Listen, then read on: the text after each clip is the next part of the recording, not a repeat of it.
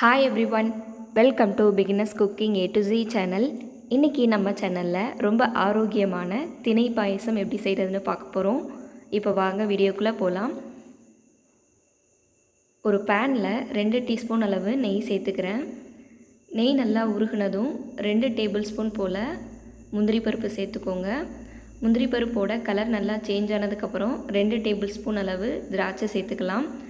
திராட்சை நல்லா பலூன் மாதிரி உப்பி வந்ததுக்கப்புறம் முந்திரியையும் திராட்சையும் எடுத்துடலாம். மீதம் இருக்க அதே நெய்யில் 2 டேபிள் ஸ்பூன் போல் பாசிப்பருப்பு சேர்த்துக்கோங்க. பாசிப்பருப்போட கலர் சேஞ்ச் ஆகக்கூடாது. ஒரு 2 மினிட்ஸ்க்கு லோ ஃப்ளேமில் ரோஸ்ட் பண்ணி எடுத்துக்கோங்க. கூடவே ஒரு டீஸ்பூன் அளவு நெய் சேர்த்துட்டு 1/2 கப் அளவு திணையை நல்லா 2 to 3 டைம்ஸ் வாஷ் பண்ணிவிட்டு தண்ணியை கம்ப்ளீட்டாக ஃபில்ட்ரு பண்ணிவிட்டு ஆட் பண்ணிக்கோங்க. மிதமான தீயில் 4லேருந்து 5 நிமிஷத்துக்கு நல்லா ரோஸ்ட் பண்ணி எடுத்துக்கோங்க. இப்போ இதை வெளியில் எடுத்துடலாம். நெக்ஸ்ட்டு ஒரு குக்கரில் நம்ம வறுத்து வச்சுருந்த அந்த திணை சேர்த்துக்கலாம். கூடவே நம்ம ரோஸ்ட் பண்ணி வச்சுருந்த அந்த பாசி பருப்பையும் சேர்த்துக்கலாம்.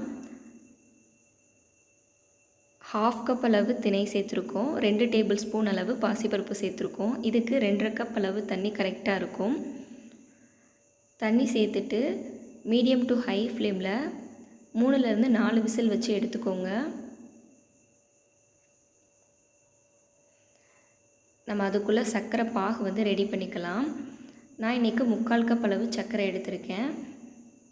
ஒரு பேனில் 3/4 கப் அளவு சர்க்கரை சேர்த்துக்கிறேன். உங்களுக்கு ரொம்ப தித்திப்பாக வேணும்னா நீங்கள் 1 கப் வரைக்கும் சர்க்கரை சேர்த்துக்கலாம்.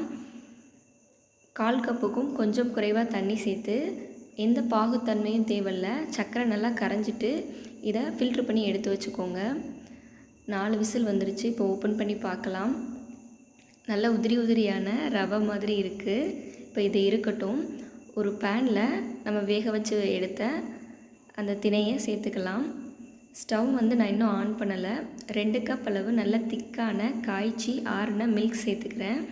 இப்போ ஸ்டவ் ஆன் பண்ணிவிட்டு லோ ஃப்ளேமில் கட்டிகள் எதுவும் இல்லாத மாதிரி நல்லா கலந்து விட்டுக்கோங்க. கட்டிகள் எதுவும் இல்லாத மாதிரி நல்லா மிக்ஸ் பண்ணதுக்கப்புறம் சர்க்கரை பாகு வச்சுருந்தோம்ல அதை சேர்த்துக்கலாம். ஸ்டவ் லோ ஃப்ளேம்லேயே இருக்கட்டும். பாகு நல்லா மிக்ஸ் பண்ணிக்கோங்க. ஃப்ளேவருக்காக ஒரு 1/4 டீஸ்பூன் அளவு ஏலக்காய் தூள் சேர்த்துக்கிறேன்.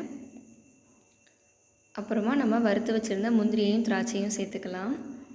1 டீஸ்பூன் போல் நெய் சேர்த்து ஒரு தடவை நல்லா கலந்து விட்டதுக்கப்புறம் ஸ்டவ் ஆஃப் பண்ணிவிட்டு சர்வ் பண்ணிக்கலாம். ரொம்ப ஹெல்த்தியான திணை பாயசம் ரொம்ப சிம்பிளாக ரெடி பண்ணியாச்சு. இதை கண்டிப்பாக ட்ரை பண்ணி பாருங்கள். இந்த வீடியோ பிடிச்சிருந்தா ஒரு லைக் பண்ணுங்கள். தேங்க்யூ.